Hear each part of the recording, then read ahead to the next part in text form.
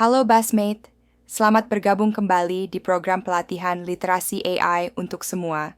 Kenali, gunakan, ciptakan. Kembali bersama aku, Siti, yang akan menemani kamu di modul 1.3, Seni dari Prompt Engineering. Seni dari Prompt Engineering sangat penting dalam AI, membentuk bagaimana model menafsirkan dan merespons input.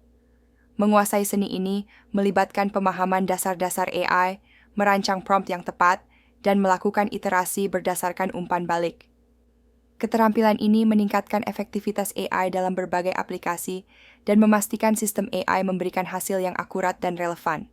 Dalam sesi ini, kita akan mempelajari bagaimana merancang prompt yang efektif untuk memaksimalkan output dari AI, khususnya LLM seperti Gemini by Google. Di akhir sesi ini, kamu akan memahami apa itu prompt dan peranannya dalam LLM, prinsip dasar merancang prompt, dan teknik-teknik prompt yang bisa langsung kamu praktikkan. Ora usah cacicu, langsung aja di let's goin. Prompt adalah teks yang memberikan instruksi kepada model AI untuk menghasilkan output tertentu.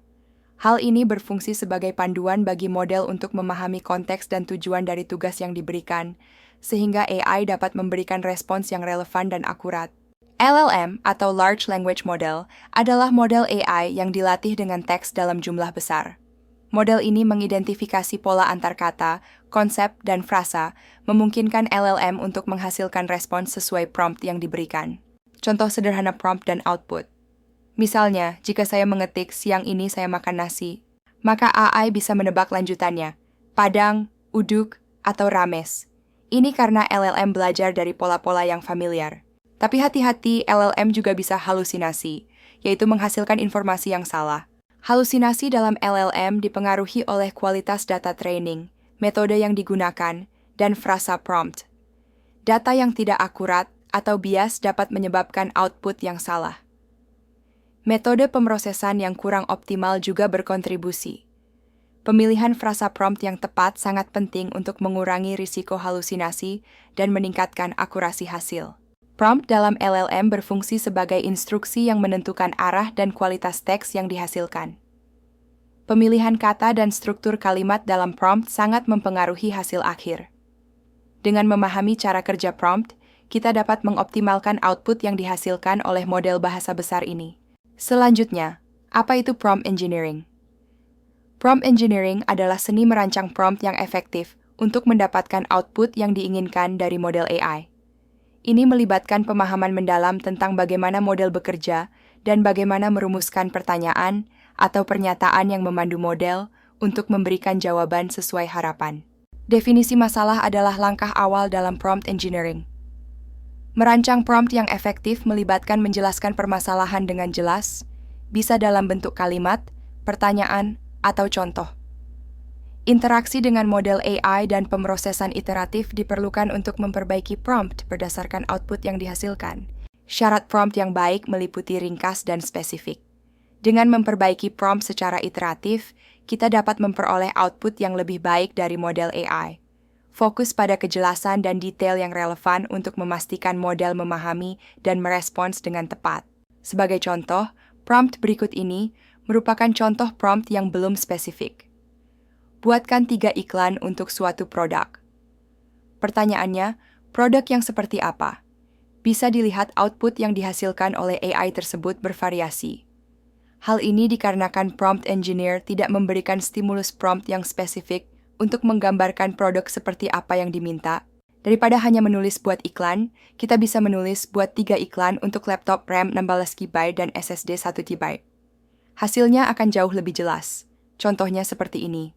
Perbaikan prompt juga dapat dilakukan dengan memberikan contoh yang lebih relevan.